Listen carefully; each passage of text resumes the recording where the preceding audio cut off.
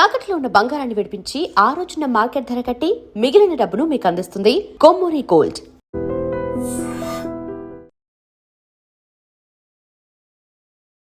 నమస్తే, welcome to I dream social spotlight with Kavitha. Epstein files ప్రపంచమంతా ఇప్పుడు మాట్లాడుకుంటోంది. ప్రపంచాన్ని షేక్ చేసేటువంటి వీడియోలు, డాక్యుమెంట్లు లక్షల సంఖ్యలో అవైలబుల్ గా ఉన్నాయి. యాక్చువల్ గా ఎప్స్టీన్ ఎవరు? ఎప్స్టీన్ కి అంత బ్యాక్గ్రౌండ్ ఎలా ఉంది? అంత సూపర్ రిచ్ ఎలా అయ్యాడు? ఒక ఐలాండ్ ని కొనుక్కోవడంతో పాటుగా బిజినెస్ టైకూన్స్ కావచ్చు, పొలిటీషియన్స్ కావచ్చు, ప్రపంచంలో ఉన్నటువంటి హూ అండ్ హూ అక్కడికి ఎందుకు వెళ్ళేవాళ్ళు, ఆయన ఏం ఆఫర్ చేసేవాళ్ళు, ఆ తర్వాత అనుకోకుండా సడన్ గా ఎప్స్టీన్ ఎలా చనిపోయాడు, బోల్డ్ అంత మిస్టరీ అనేది కనిపిస్తుంది. అంతకు మించినటువంటి ఒక సెన్సేషన్ ఇందులో ఉంది. యాక్చువల్ గా ఎప్స్టీన్ ఫైల్స్ అంటే ఏంటి? మనతో పాటుగా ఉన్నారు ప్రముఖ హ్యూమనిస్ట్ బాబు గోగినేని గారు. బాబు గారు నమస్కారం. నమస్కారం అండి. సో ఎప్స్టీన్ ఫైల్స్ లో ప్రపంచంలో ఎవరెవరో డబ్బున్న వాళ్ళు, పొలిటికల్ పవర్ ఉన్న వాళ్ళు అందరూ అక్కడ ఉన్నారు అనుకుంటే, చాలా హ్యూమన్ యాంగిల్గా చూస్తే మరీ హృదయాన్ని మెలివేసేటువంటి విజువల్స్, వీడియోస్. చిన్న పిల్లలండి, 3 years 4 years 5 years పిల్లలు, వాళ్ళకి ఎవరేంటో కూడా తెలియని కండిషన్లో ఆయనంటే పీడోఫైల్, బట్ మిగతా వాళ్ళు కూడా యూస్ చేసుకున్నారు అంటే ఏ స్టేట్లో మనం ఉన్నాం, ఏ మైండ్ సెట్ మనకు ఉందండి అసలు? అంటే ఎప్స్టీన్ అనే అతను కిరాతకమైన పనులు చేశాడన్న విషయంలో ఎటువంటి అనుమానము ఉండే అవకాశం లేదు. 2008లో ఆయన ఒక మైనర్ బాలికని ప్రాస్టిట్యూషన్ కోసం సాలిసిట్ చేశాడు అని ఆయన కన్విక్ట్ చేసి 2008 నుండి ఆయన సెక్స్ ఆఫెండర్స్ రిజిస్టర్లో ఆయన పేరుంది. సో ఎటువంటి అనుమానం లేదు, పబ్లిక్గా తెలిసిన విషయం. సెక్స్ ఆఫెండర్స్ లిస్ట్లో ఉన్నది అని అంటే, రిజిస్టర్ అయి ఉన్నది అని అంటే పబ్లిక్ ఎవరైనా కూడా చూస్తే తెలుస్తుంది. ఇది సీక్రెట్గా జరిగిన ట్రయల్ కాదు. ఈయన చాలా పెద్ద పెద్ద వాళ్ళతో తిరిగిన వ్యక్తి కాబట్టి ఇతను చెడ్డవాడు అని నాకు తెలియదు అని దీపక్ చోప్రా లాంటి వాళ్ళు కానీ, భారతదేశంలో ప్రస్తుతం మినిస్టర్గా ఉన్న హర్దీప్ సింగ్ పూరి కానీ ఎవరూ చెప్పటానికి అవకాశం లేదు. అది అనిల్ అంబానీ కావచ్చు, లేకపోతే this big group of very big people including Prince Andrew. అంటే ప్రస్తుతం యునైటెడ్ కింగ్డమ్కి రాజుగా ఉన్న చార్ల్స్ తమ్ముడు. అతని తల్లి బతికున్నప్పుడు, అంటే రాణిగారు ఉన్నప్పటి నుండి కూడా ఈ విషయాల గురించి పబ్లిక్గానే మాట్లాడుకునేవాళ్ళు. మనకి ఇప్పుడు ఆశ్చర్యం వేయాల్సింది మీరు అన్నట్టుగా ఇటువంటి వ్యక్తితో అసోసియేట్ అవ్వటానికి ఎవరు జంకలేదేంటి అన్నది. ఆఖరికి లెఫ్ట్ వింగ్ అంతా కూడా, లెఫ్ట్ థింకర్స్ కూడా, హ్యూమన్ రైట్స్ యాక్టివిస్టులు కూడా, చాలా గొప్పవాడని కీర్తించే నోమ్ హామ్స్కీ కూడా ఈయనతో టచ్లో ఉన్నాడు. అంటే ఆయనతో మాట్లాడుతుంటే ఆ నేరంలో భాగం అని కాదు, నేరస్తుడిని దూరం పెట్టలేదు అన్న నైతిక ఆగ్రహం. ఇప్పుడు నేరస్తుడు ఇంత ఘోరమైన నేరాలు చేశాడు, ఈ కీచకుడు, కిరాతకుడు అయిన వ్యక్తిని తమ ఫ్రెండ్స్ సర్కిల్లో ఎంటర్టైన్ చేయటం ఏంటి అని. దాంట్లో ఈలాన్ మస్క్ ఉన్నాడు, దాంట్లో బిల్ క్లింటన్ ఉన్నాడు. ఎవరు లేరని చెప్పటం చాలా ఈజీ ఏమో. బిల్ గేట్స్ ఉన్నాడు. బిల్ గేట్స్ తన మ్యారేజ్ ఫెయిల్ అవ్వటానికి ఎప్స్టీన్ కారణం అని ఆయనని వదిలేసిన ఆయన భార్య, ఫార్మర్ వైఫ్, ఆవిడ కూడా చెప్పారు. Correct, Melinda gates. వీళ్ళందరూ కూడా ఈ ఎప్స్టీన్ ట్రాప్లో ఎట్లా పడ్డారు? ఎప్స్టీన్ అనే అతను ఒక పవర్ బ్రోకర్. ఎప్స్టీన్ అనే అతను ఒక సెక్షువల్ పర్వర్ట్. ఎప్స్టీన్ అనే అతను ఒక బ్రాతెల్ నడిపాడు. ఎప్స్టీన్ అనే అతను కొంతమందితో కలిసి ఒక సెక్స్ ట్రాఫికింగ్ నెట్వర్క్ నడిపాడు.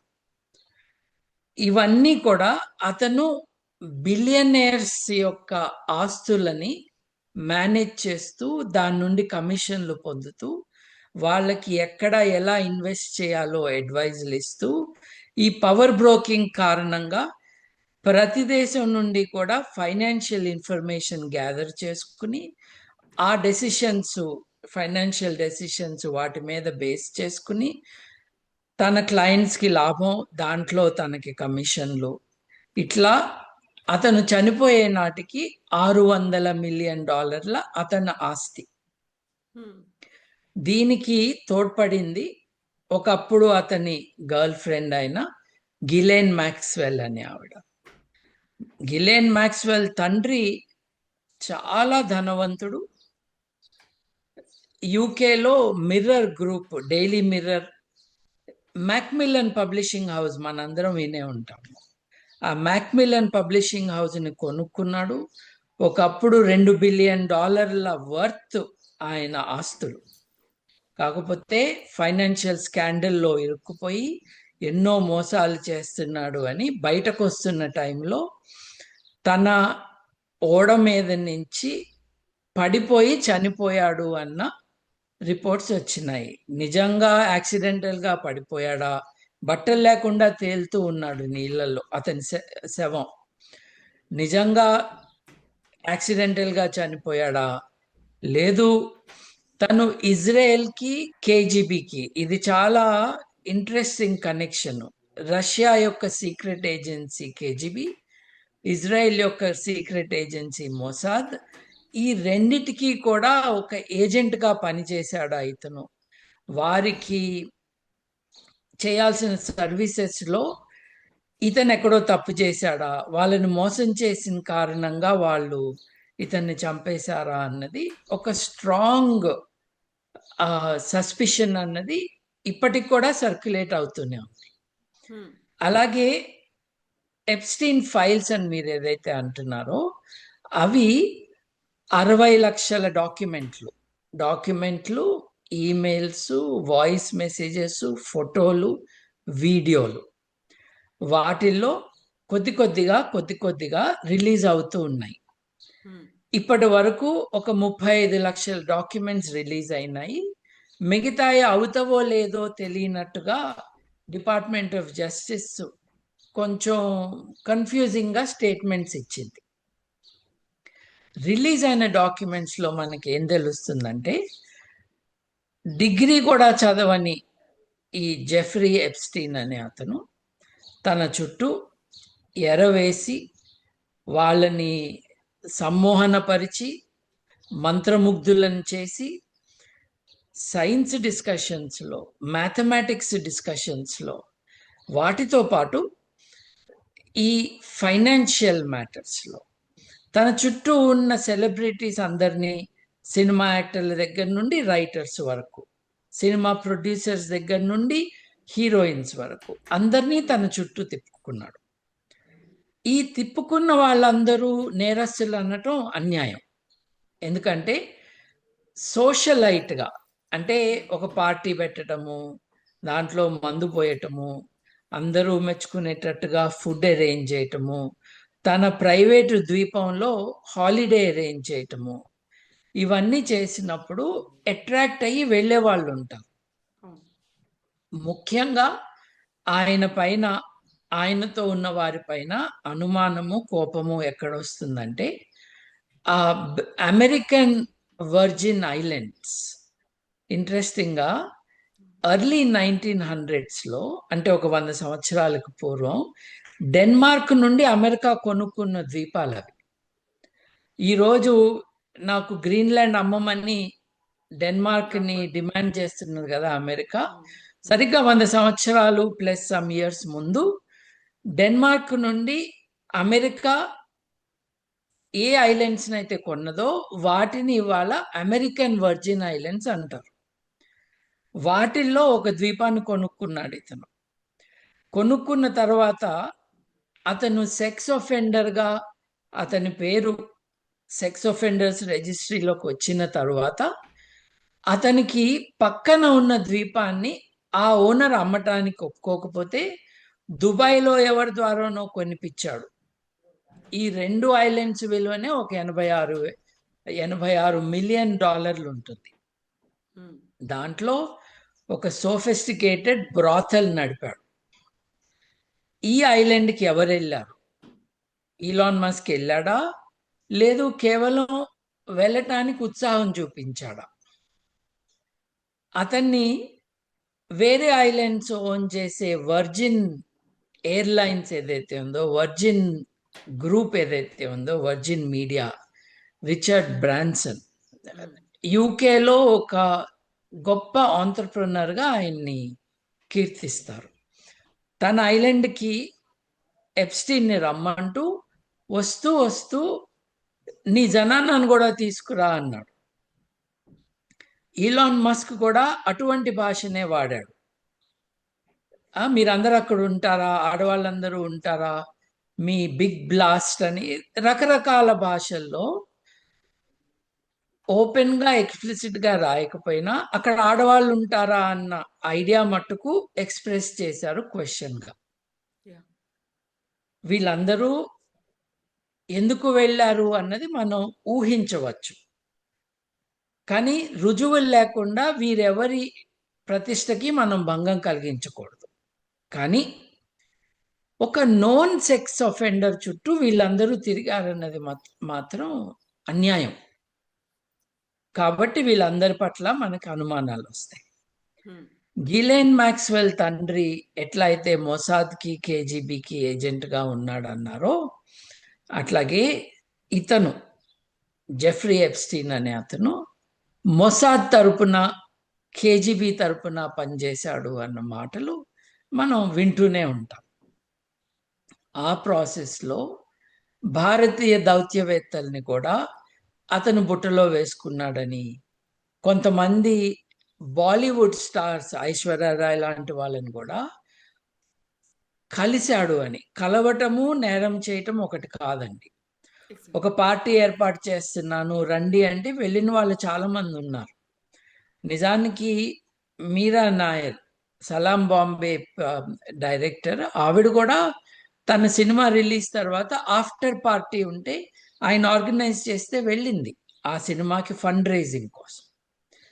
ఇతని మెథడ్ ఏంటంటే, మేధావులు, కాస్త తెలివి తక్కువ మేధావులు, లేదు ఆర్టిస్టులు, సినిమా వాళ్ళు, పబ్లిక్ పర్సనాలిటీస్, రాజకీయ నాయకులు, వీళ్ళందరినీ తన చుట్టూ తిప్పుకోవటానికి పార్టీలు అన్ని సెక్స్ పార్టీలు అనటానికి వీల్లేదు, పార్టీలు ఆర్గనైజ్ చేసి వాళ్ళని అందరినీ అబ్బురపడేటట్టుగా చేసి, తన పవర్ బ్రోకరింగ్ కారణంగా నేను ఫలానా ప్రధానమంత్రిని, ఫలానా ప్రెసిడెంట్ని నేను ఫోన్ చేసి కాంటాక్ట్ చేయగలను, కావాలంటే మీకు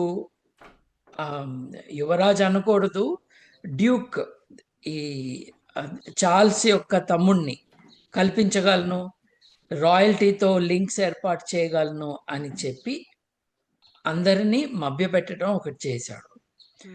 కొన్ని పనులు చేయగలిగాడు కూడా. బిల్ గేట్స్ని రప్పించి మనము గ్లోబల్ ఈ సైన్స్ ఛాలెంజెస్లో ఉపద్రవాలు ఎట్లా అయితే పాండమిక్లు వస్తే ఏం చేయాలి అన్నది బిల్ గేట్స్ యొక్క ఫౌండేషన్ ఆబ్జెక్టివ్ కూడా ఫర్ ఎ లాంగ్ టైం. మానవాళి ప్రిపేర్ అయి ఉండాలి. వైరల్ అటాక్స్ వస్తే పాండమిక్స్ నుంచి మానవాళిని ఎలా రక్షించాలి. 500 ఏళ్ల క్రితం యూరప్లో సగం జనాభా మాయమైపోయింది ఇటువంటి మహమ్మారుల కారణంగా.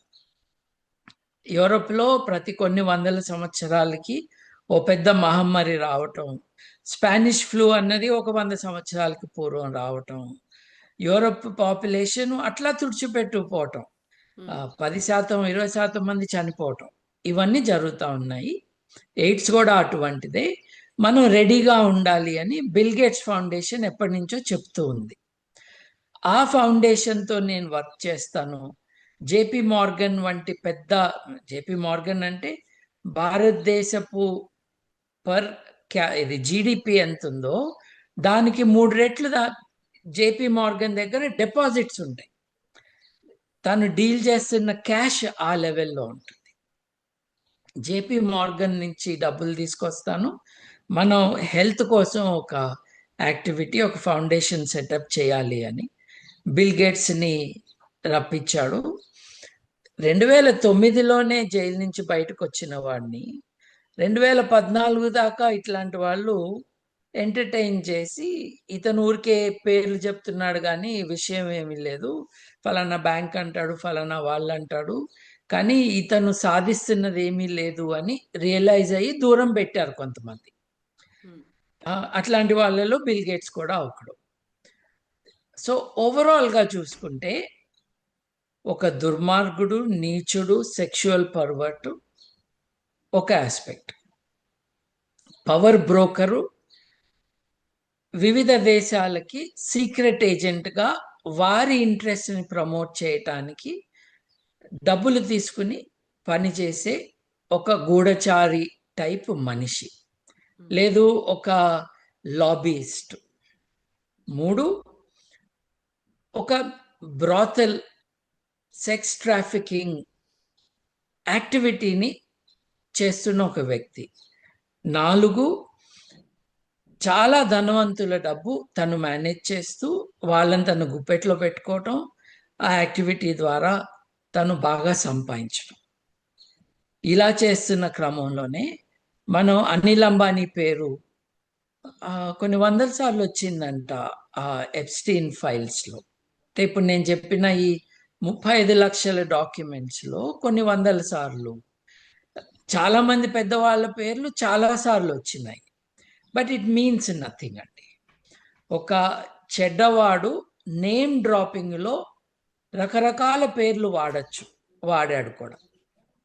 అంత మాత్రాన వీళ్ళు కంప్లీట్లీ ఇన్నోసెంట్ కాదు. ఇన్నోసెంట్ ఆఫ్ సెక్షువల్ క్రైమ్స్ అయి ఉండొచ్చు, కానీ ఇతను ఈ పవర్ బ్రోకింగ్లో భాగంగా ఫలానా ప్రధానమంత్రిని, ఫలానా ప్రెసిడెంట్ని నేను ఇన్ఫ్లుయెన్స్ చేశాను కాబట్టి ఇజ్రాయెల్కి మంచి జరుగుతుంది, చూస్తూ ఉండండి అని ఈ బోస్టింగ్ చేయటం, అతను చెప్పినవి చాలా జరగటం అన్నది మనం చూస్తున్నాం. ఎగ్జాక్ట్లీ అండి. పీడోఫైల్స్ మామూలుగా చిన్నపిల్లలు అంటే మైనారిటీయో లేకుంటే టీనేజర్లో అనుకుంటాము. అలా కాకుండా దాన్ని కొనుక్కున్నటువంటి ఐలాండ్కే పీడోఫైల్ ఐలాండ్ అనేటువంటి ఒక పేరు కూడా పడిపోవడం అంటే అక్కడ ఎలాంటి దుర్మార్గాలు జరిగాయి అనేది.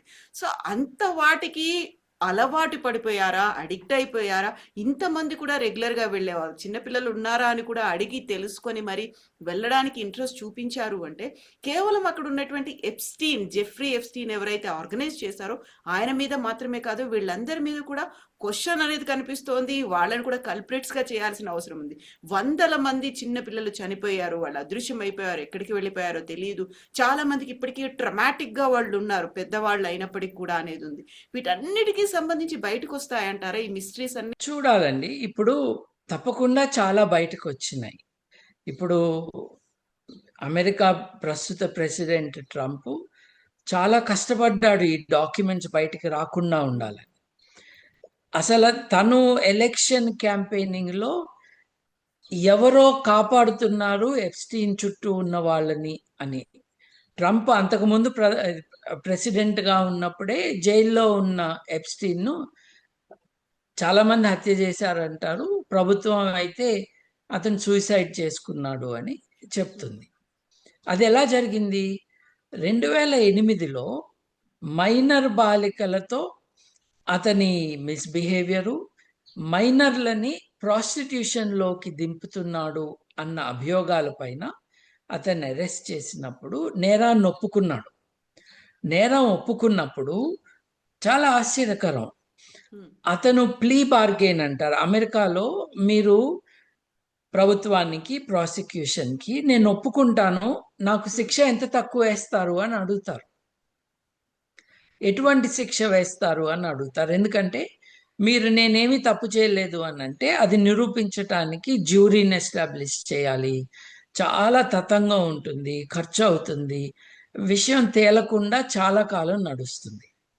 కాబట్టి ఇతను ప్లీ బార్గెన్లో అవును నేను ఈ పని చేశాను, ఈ తప్పు చేశాను, ఇది నేను ఎప్పుడు ఒప్పుకుంటానంటే నాతో పాటు ఉన్న ఎవరిని కూడా మీరు ఇంటర్వ్యూ కానీ ఇంటరాగేట్ కానీ చేయకూడదు.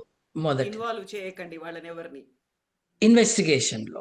రెండవది, నాకు వర్క్ రిలీజ్ ఇవ్వండి. వర్క్ రిలీజ్ అంటే ఇతన్ని అరెస్ట్ చేస్తారు, ఇతనికి ప్రిజన్ సెంటెన్స్ పడుతుంది. ఇతనికి యాక్చువల్లీ 18 నెలలు ప్రిజన్ సెంటెన్స్ పడింది. ఈ 18 నెలల పాటు పొద్దున్నుంచి సాయంత్రం వరకు 12 గంటల పాటు నన్ను ప్రిజన్ బయటకు వెళ్ళేటట్టుగా నాకు పర్మిషన్ ఇవ్వండి, నేను పని చేసుకుంటాను. సో 18 నెలల్లో గుడ్ బిహేవియర్ అని 13 నెలలకే వదిలేశారు. ఈ 13 నెలలు నిద్ర లేచి అతను ఆఫీస్కి వెళ్ళి రాత్రికి మళ్ళీ జైలుకి చేరుకునేవాడు. ఓపెన్ ఎయిర్ ప్రిజన్ కంటే కూడా బాగుంది ఇది. ఇట్లా 13 నెలలు అతను అక్కడ ఉన్నాడు. ఈ బార్గెనింగ్ అంతా కూడా సౌత్లో జరిగింది. న్యూయార్క్లో 2018-19లో ఈ విషయం మీద ఒక అనుమానం వచ్చింది అక్కడ ప్రాసిక్యూటర్లకి. ఇది ఫెడరల్ ఆఫెన్స్ కదా, ఆయన అక్కడ ఏదో డీల్ చేసుకున్నాడు, దాన్ని తిరగతోడొచ్చు అనుకుంటా మనము అని న్యూయార్క్ సదర్న్ డిస్ట్రిక్ట్ వారు ఈ కేసును మళ్ళీ రీస్టార్ట్ చేశారు. చేసిన కారణంగా అరెస్ట్ అయ్యాడు. అరెస్ట్ అయ్యి లోపల ఉన్నాడు.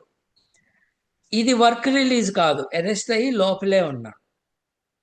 అలా లోపల ఉన్న వాడిని అతని సైకలాజికల్ ప్రొఫైలింగ్ చేయాలి అని, నువ్వు ఎవరివి, నీ భావాలేంటి, నీ మైండ్లో సూసైడ్ ఏమైనా ఉందా అని ప్రశ్నలు వేస్తే, నేను జూయిష్ పర్సన్, యూదుడిని, మా మతంలో ఆత్మహత్య అన్నది, బలవన్మరణం అన్నది ఉండదు, అది ప్రొహిబిటెడ్, కాబట్టి నేను అటువంటిది ఏం చేసుకోను అన్న కొద్ది కాలానికి అతని శవం కనిపించింది, ఉరేసుకుని చనిపోయాడు అని అన్నారు.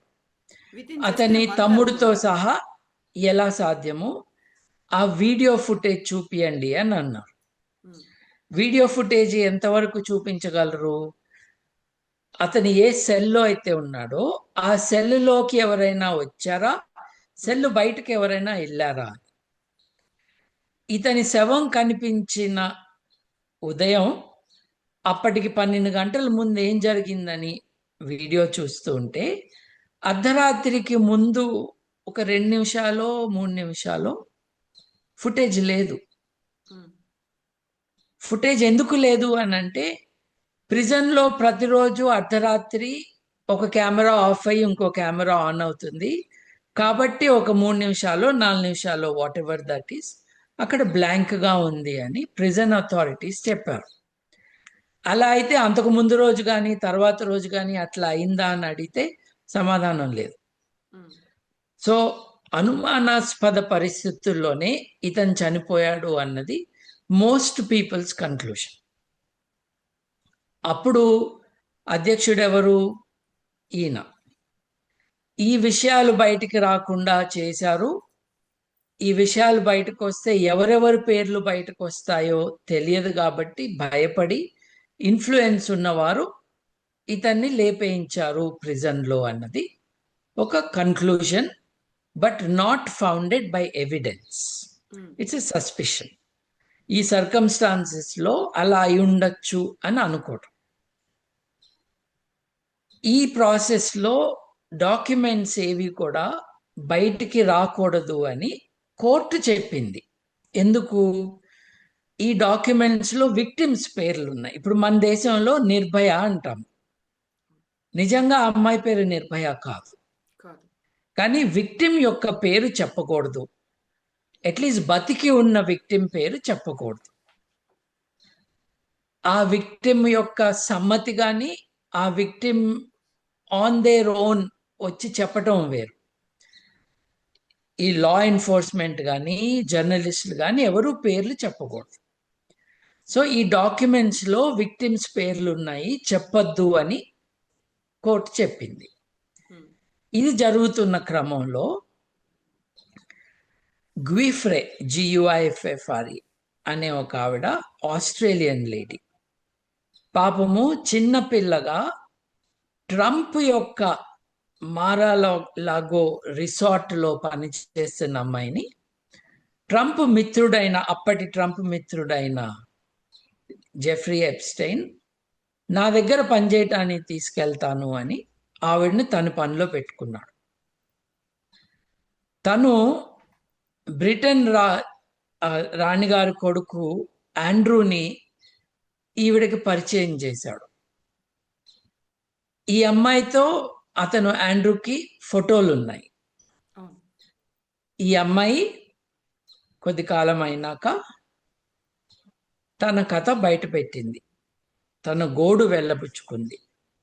చిన్నప్పుడు తనని ట్రంప్ దగ్గర ఉద్యోగం చేస్తూ ఉన్నప్పుడు తనని తీసుకువెళ్ళి తన దగ్గర పెట్టుకున్నాడు. గిలెయిన్ మ్యాక్స్వెల్ తన అప్పటి గర్ల్ ఫ్రెండ్, జెఫ్రీ ఎప్స్టీను తనని చెరిచారని, తనని లైంగికంగా వేధించారని, ఇతరులకు అప్పజెప్పారని, లైంగికంగా వాడుకోవటానికి. ఆ క్రమంలోనే తనకి ఇంకా మైనారిటీ తీరలేదు. సెక్షువల్ యాక్టివిటీకి, సెక్షువల్ కన్సెంట్కి రావాల్సిన ఏజ్ కంటే ముందే తనని ప్రిన్స్ ఆండ్రూకి అప్పజెప్పారని, ప్రిన్స్ ఆండ్రూ తనని చెరిచాడని, ఈ విషయాలన్నీ ఆవిడ చెప్పిన తర్వాత ఆండ్రూ ఆవిడకి $22 మిలియన్ సివిల్ సెటిల్మెంట్, అంటే నేను తప్పు చేశానని ఒప్పుకోకుండా నీకు ఈ కష్టాల కారణంగా ఇన్ని డబ్బులు ఇచ్చి వదిలించుకుంటున్నాను నిన్ను అన్నట్టుగా $22 మిలియన్ ఆ అమ్మాయికి ఇచ్చారని, ఆవిడ 40 వయసులోనో లేట్ 40స్లోనో ఇది భరించలేక తనని ఎవరు నమ్మట్లేదు అని లాస్ట్ ఇయర్ సూసైడ్ చేసుకున్నారు ఆవిడ, ఆస్ట్రేలియాలోనే. నా ఒక ప్రశ్న ఏంటంటే, 16 ఏళ్ళు నిండని, 18 ఏళ్ళు నిండని ఈ చిన్న పిల్లల్ని, ఆడపిల్లల్ని వాళ్ళ తల్లిదండ్రులు ఎట్లా పంపించారు వీళ్ళ దగ్గరికి? ఇప్పుడు వాళ్ళు సొంతంగా వెళ్ళలేదు కదా, ఆ కన్సెంట్ వాళ్ళకి ఆ ఏజ్ లేదు కదా. They are not eligible to give consent for sexual activity. అసలు 16 ఏళ్ళు దేశం బట్టి 16 ఏళ్ళు 18 ఏళ్ళ వరకు తమ తల్లిదండ్రుల రక్షణలో పెరగాల్సిన పిల్లలు వాళ్ళు వీళ్ళ చేతిలోకి ఎలా చిక్కారు? ఆ తల్లిదండ్రులు ఏమీ ఎందుకు మాట్లాడలేదు? దానికి ఆన్సర్గా ఏం చెప్పారంటే, ఇలా జరుగుతుందని ఎవరికైనా నువ్వు చెప్తే నిన్ను ఈ గోల్ఫ్ కోర్సులో ఆ 9 హోల్ 16 హోల్ గోల్ఫ్ కోర్సెస్ ఏవైతే ఉంటాయో ఫలానా హోల్ దగ్గర నువ్వు ఫర్టిలైజర్ అయితే వెళ్తావు, నీ శవం అక్కడ ఉంటుంది అని. మీ అమ్మని, మీ నాన్నని, మీ చెల్లిని, మీ తమ్ముడిని లేపేస్తాం ఎవరితో అయినా మాట్లాడితే కూడా ఈ విషయాలని చెప్పి వాళ్ళని సెక్షువల్ స్లేవరీలో దింపారు అని చెప్తూ ఉన్నారు. ఇది విక్టిమ్స్ అంటున్న వాళ్ళు చెప్తున్నారు కాబట్టి దాన్ని తీసి పారేయకూడదు. ఏదో ఒక జర్నలిస్ట్ చెప్పిన మాటలు కాదు ఇవి. This is the overall background అండి. ఈ సెక్షువల్ పర్వర్షను, ఈ ఎక్స్ట్రీమ్ క్రిమినాలిటీ కారణంగా చిన్నారులు, చిన్న బిడ్డలు వారందరూ వీరి పర్వర్షన్కి, వీళ్ళ సెక్షువల్ హంగర్కి చిక్కారు, మోసపోయారు, విక్టిమ్స్ అయ్యారు, కొంతమంది హతులైపోయారు. ఇది మనకి ఇప్పటి వరకు తెలిసిన విషయాలు. సో ఇప్పటికైతే దీన్ని ఫర్దర్ ఇన్వెస్టిగేషన్ అన్నది ఏ డైరెక్షన్లో జరుగుతుంది అన్నది క్లారిటీ లేదు. ఎందుకు లేదు అనంటే, డిపార్ట్మెంట్ ఆఫ్ జస్టిస్ కన్ఫ్యూజింగ్గా ఇంకా ఉన్నాయి, మేము రిలీజ్ చేయబోవట్లేదు అని 2 మెసేజెస్ ఇచ్చాం. మేము ప్రతి డాక్యుమెంటరీని ఎడిట్ చేయాలి, ఎడిట్ చేసి విక్టిమ్స్ పేర్లు కనపడకుండా చేయాలి అని దానికి బ్లాక్ మార్క్ పెట్టడం అన్నది చేస్తున్నారు. కొన్ని డాక్యుమెంట్స్లో విక్టిమ్స్ పేర్లే కాదు, అక్యూజ్డ్ పేర్లు కూడా బ్లాక్ చేసి ఉన్నాయి. కొన్ని డాక్యుమెంట్స్లో కమ్యూనికేషన్ ఫ్రమ్ అక్యూజ్డ్ వాళ్ళ పేర్లు కూడా బ్లాక్ చేసి ఉన్నాయి. ఆ బ్లాకేజ్ వెనకాల పేర్లు ఏమిటి అని కొంతమంది కంప్యూటర్స్లో స్పెషలిస్టులుగా, ఫోరెన్సిక్ అనాలిసిస్లో స్పెషలిస్టులుగా ఉన్నవారు కొన్ని పేర్లు బయట పెట్టారు. మీ వీక్షకులకి ఇంట్రెస్ట్ ఉంటే జీమెయిల్ తెలుసు కదా మీకు. జీ బదులు J, J for Jeffrey, J for Jack, Jmail, Gmail లాగా gmail.com అని మీరు కొట్టండి. ఇది అమెరికాలో బేస్ అయిన కొంతమంది కంప్యూటర్ స్పెషలిస్టులు జెఫ్రీ ఎప్స్టైన్ యొక్క జీమెయిల్ కమ్యూనికేషన్స్ ఏవైతే డిపార్ట్మెంట్ ఆఫ్ జస్టిస్ పబ్లిక్ చేసిందో, ఇది హ్యాకింగు, దొంగతనము, ప్రైవసీ అని కాదు, ప్రభుత్వం ఏవైతే తన వెబ్సైట్లో పెట్టిందో అవి యాక్సెస్ ఈజీగా లేదు. ఏదైనా తెలుసుకోవాలని అంటే తెలియట్లేదు. 35 లక్షల డాక్యుమెంట్స్ ఎవరు చూడగలరు? కాబట్టి దాంట్లో ఈమెయిల్స్ని జీమెయిల్ క్లోన్గా, అంటే చూస్తే జీమెయిల్ లాగా ఉండేటట్టుగా కొంతమంది కంప్యూటర్ స్పెషలిస్టులు క్రియేట్ చేశారు. ఎవరైనా సరే gmail.com అని కొడితే ఒక జీమెయిల్ లాంటి అకౌంట్ తెలుస్తుంది, మీకు ఓపెన్ అవుతుంది. You are viewing this as if you are Jeffrey Epstein అని మీకు నోటీస్ వస్తుంది. మీరు ఆ డాక్యుమెంట్స్ చూడొచ్చు, దాంట్లో సెర్చ్ చేయొచ్చు. మీరు అనుమానపడుతున్న దేశాల యొక్క అధిపతులు, రాజులు, రాష్ట్రపతులు, ప్రధానమంత్రులు, మినిస్టర్లు, అంబాసిడర్లు, వాళ్ళ పేర్లు కొట్టి సెర్చ్ కొడితే ఎన్నిసార్లు వాటిల్లో వచ్చినాయో మీకు కనిపిస్తాయి. ఎన్నిసార్లు వచ్చినాయనంటే అన్నిసార్లు వాళ్ళ పేర్లు వీళ్ళు చెప్పారని, వాళ్ళు నేరాలు చేశారంటానికి ఇది రుజువు కాదు. కాకపోతే అబ్బే నాకు అంత కనెక్షన్ ఏమీ లేదు అని కొంతమంది చెప్పారు. ఆయన నన్ను ఐలాండ్కి సెయింట్ జేమ్స్ ఐలాండ్, అది సెయింట్ జేమ్స్ ఐలాండ్కి రమ్మంటే నేను రాను అని చెప్పాను అని కొంతమంది బుకాయించారు. మొన్న ఈ 30 లక్షల, అంటే మొత్తం 35 లక్షలు ఇప్పటి వరకు డాక్యుమెంట్స్, 30 లక్షల డాక్యుమెంట్స్ మొన్న రిలీజ్ అయితే అంతకుముందు కాదు అన్న వాళ్ళు అబద్ధం చెప్పారని ఇప్పుడు తెలుస్తుంది. నన్ను చాలాసార్లు రమ్మన్నాడు, నేనే వెళ్ళలేదు అని మస్క్ అన్నాడు. నాకు ఇంట్రెస్ట్ లేదని చెప్పాను అని మస్క్ అన్నాడు. ఇప్పుడు చూస్తున్న ఏమిటి అని అంటే, నేను ఎప్పుడు రావచ్చు అని అడిగాడు.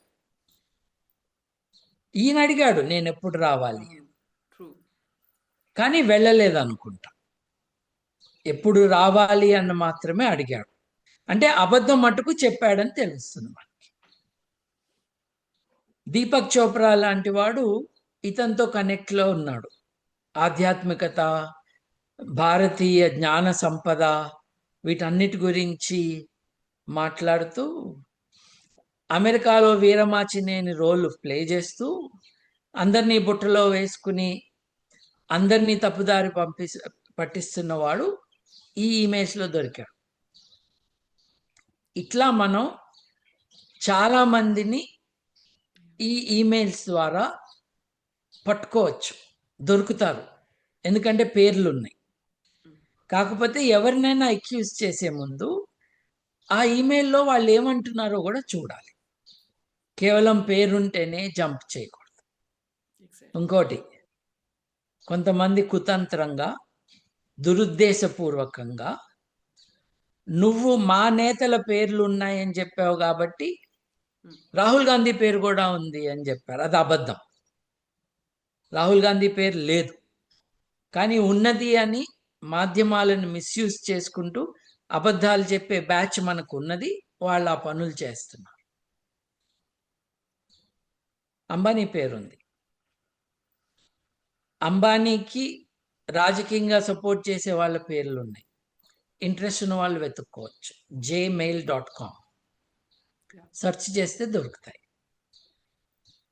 ఇది on going very sad story.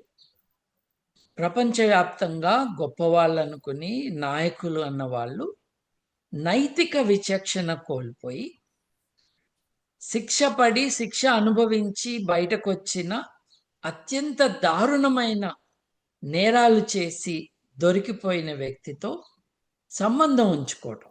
వాళ్ళతో నేరం చేశారని కాదు. అటువంటి వాళ్ళని తమ ఫ్రెండ్ లిస్ట్‌లో పెట్టుకోవటం, అటువంటి వాడి ద్వీపానికి నేనెప్పుడు రావచ్చు అని క్వెషన్‌లేయటం, నువ్వు మా దగ్గరికి ఎప్పుడొస్తున్నావని అడగటం, ఉమ్, ఇదంతా చాలా దారుణమైన విషయం అండి. మనం ఇది ఇంత ఓపెన్‌గా బయటకి రాకముందు ఇటలీ ప్రధానమంత్రి బెర్లుస్కోనీ గురించి విన్నాం. చాలా చీదర వేసి, డోకు వచ్చే స్టోరీస్ మనం ప్రైమ్ మినిస్టర్ బెర్లుస్కోనీ గురించి ఓపెన్‌గా న్యూస్ పేపర్స్‌లో రావటం చూసాం. ఆయన తన ఇంట్లో, ఏది రోమ్‌లో తన ఇంట్లో, తను కూడా సార్డినియా అనే ఒక ద్వీపం ఆయనది కాదు. సార్డినియా ద్వీపంలో తనకొక కోట లాంటి ఒక పెద్ద ఎస్టాబ్లిష్మెంట్ ఉంది. దానికి మొరొకో నుండో ఇంకో దేశం నుండో అండర్ ఏజ్ పిల్లలు వచ్చారు, వాళ్ళతో సెక్షువల్ కాంటాక్ట్ ఈయన పెట్టుకున్నాడు అని కేసు పెట్టి ఆయనకి 7 సంవత్సరాల జైలు శిక్ష విధించారు. yeah. ఈ పీటర్ మాండెల్సన్ అనే ఆయన టోనీ బ్లేర్ క్యాబినెట్లో మినిస్టర్, బ్రిటన్. లేబర్ పార్టీ తరపున 2 సార్లు మినిస్టర్గా ఉన్నాడు. మొన్నటి వరకు యూకే తరపున యునైటెడ్ స్టేట్స్కి అంబాసిడర్గా, రాయబారిగా పంపబడ్డాడు. అంటే ఒక యునైటెడ్ కింగ్డమ్ యూకే నుండి వచ్చిన ఎనీ పబ్లిక్ ఆఫీషియల్కి లభించే చాలా గొప్ప గౌరవం యూకేకి రాయబారిగా అమెరికాకి పంపబడటం. అతను ఎప్స్టీన్ ఫైల్స్లో దొరకటం, ఎప్స్టీన్ని జైలు నుండి బయటకు పంపిస్తున్న రోజు, ఈ రోజుతో నీకు లిబర్టీ, ఇది లిబరేషన్ డే అని మెసేజ్ పెట్టడం. అంటే నువ్వు చేసిన కిరాతకానికి నువ్వు శిక్ష అనుభవించావు, బయటకు వచ్చాక బుద్ధిగా ఉండు కాదు. దీనితో you are free, liberation day. యూరప్కి లిబరేషన్ డే అన్న పదం చాలా ఇంపార్టెంట్ పదం. ఎందుకంటే హిట్లర్ నుండి యూరప్ని విడిపించింది అమెరికా, దాన్ని లిబరేషన్ డే అంటారు. ఈరోజు నీకు లిబరేషన్ డే అన్నాడు. తర్వాత 2009 నుండి అతను చచ్చిపోయే వరకు దాదాపు 10 ఏళ్ల పాటు ఈ ప్రిన్స్ ఆండ్రూ కానీ, మాండెల్సన్ లాంటి వాళ్ళు కానీ, క్లింటన్ లాంటి వాళ్ళు కానీ, బిల్ గేట్స్ లాంటి వాళ్ళు కానీ, మస్క్ లాంటి వాళ్ళు కానీ, ఈ హర్దీప్ పూరి కానీ, వీళ్ళందరూ కూడా యాక్టివ్గా కనెక్షన్స్ మెయింటైన్ చేశారు అనిల్ అంబానీతో సహా. ఇప్పుడు ఎవరో మీ పేరు చెప్పటం కాదు, వీళ్ళే మెయిల్స్ పంపించి కరెస్పాండెన్స్లో ఉన్నారు, లేదు వీళ్ళ ఏజెంట్స్ వీళ్ళ తరపున కరెస్పాండెన్స్లో ఉన్నారు. ఇది చాలా విచారకరమైన విషయం. వాళ్ళు వాళ్ళ ఆనర్ని, వాళ్ళ ప్రతిష్టని వాళ్ళే కాపాడుకోవాలి, బయటకు వచ్చి చెప్పాలి. దీంట్లో చాలా ఇంట్రీగింగ్ మ్యాటర్ ఏంటంటే, ప్రెసిడెంట్ క్లింటన్ ఆయన ఐలాండ్కి వెళ్ళాడని, చాలాసార్లు వెళ్ళాడని, అక్కడి నుండి కొన్ని ఫోటోలు పంపించారు. ఈరోజు ఏ ఫోటో నిజమో ఏది అబద్ధమో తెలియనట్టుగా ఏఐ ద్వారా చాలా మంది పైన వికృతంగా, దురుద్దేశపూర్వకంగా కొన్ని డాక్యుమెంట్స్ సృష్టిస్తున్నారు. అట్లా సృష్టించారు అని కొంతమంది చెప్తున్నారు. ఈ విషయం ఏంటో చెప్పడానికి కాంగ్రెషనల్ హియరింగ్, అంటే పార్లమెంటు మనకి ఎలాగో భారతదేశానికి, అమెరికాకి కాంగ్రెస్ యొక్క హియరింగ్కి రమ్మని ఆయనకి, ఆయన భార్యకి నోటీస్ పంపిస్తే, మేము రాము, ఇది మమ్మల్ని అనవసరంగా ఇరికించటానికి, ఒక తమాషాలో మమ్మల్ని భాగం చేయటానికి మీరు పిలుస్తున్నారు అని వీళ్ళు ఇనీషియల్గా అన్నారు. అన్న తర్వాత కాంగ్రెస్ రమ్మంటే రాకపోతే మీకు వారెంట్ జారీ అవుతుంది. ఇప్పుడు మన దేశంలో లాగానే స్పీకర్కి జడ్జి గారి పవర్లు ఉంటాయి కదా మన దేశంలో, అట్లాగే జ్యుడిషియల్ పవర్స్, ఈ కాంగ్రెషనల్ హియరింగ్స్ కూడా ఉంటాయి. వారెంట్ ఇష్యూ చేసి వాళ్ళని అరెస్ట్ చేసి తప్పించవచ్చు. అలా చేయబోతున్నారు అని ఇప్పుడు మేము వస్తున్నాములే అని వీళ్ళు ఇన్ఫర్మేషన్ ఇచ్చారు. ఇదంతా కూడా డెమోక్రాట్ పార్టీ లీడర్సు, ఇంతకు ముందు ప్రెసిడెంట్లుగా ఉన్న వాళ్ళందరినీ ఇరికించటానికి దురుద్దేశంతో చేసిన పనులు అని వాళ్ళ అబ్జెక్షన్. ఏ సైడ్ ఉన్నా కూడా ఎంతో దారుణంగా జరిగిన ఈ నేరాలు ఏవైతే ఉన్నాయో వాటిల్లో భాగం పంచుకున్నది రెండు పార్టీల వాళ్ళని అర్థమవుతుంది. ఈ very big rich industrialist, capitalist, fund managers, politicians దీంట్లో ఉన్నారని అర్థమవుతుంది. మగవాళ్లే కాదు, ఆడవాళ్ళు కూడా ఇన్వాల్వ్ అయి ఉన్నారు అని మనకు అర్థమవుతుంది. సో దిస్ ఈజ్ డోకొచ్చి గుండె తరుక్కుపోయే కథనాల వెనుక ఈ అగ్లీ రియాలిటీ ఉంది. నేను ఇప్పుడు మీకు హింట్గా ఏవైతే చెప్పానో, ఎవరికి ఇంట్రెస్ట్ ఉన్నా gmail.comకి వెళ్ళి ఓపికగా చదువుకోవచ్చు. కొన్నేమో చాలా ఇన్నోసెంట్ మెసేజ్లు. మీరు యంగ్ గర్ల్స్ అని సెర్చ్ చేస్తేనో లేకపోతే సిమిలర్ వర్డ్స్ మీ అభిమాన రాజకీయ నాయకుడి పేరో దాంట్లో వేసి సెర్చ్ చేస్తే ఆ మెన్షన్స్ ఉంటే అవి వస్తాయి రిజల్ట్స్.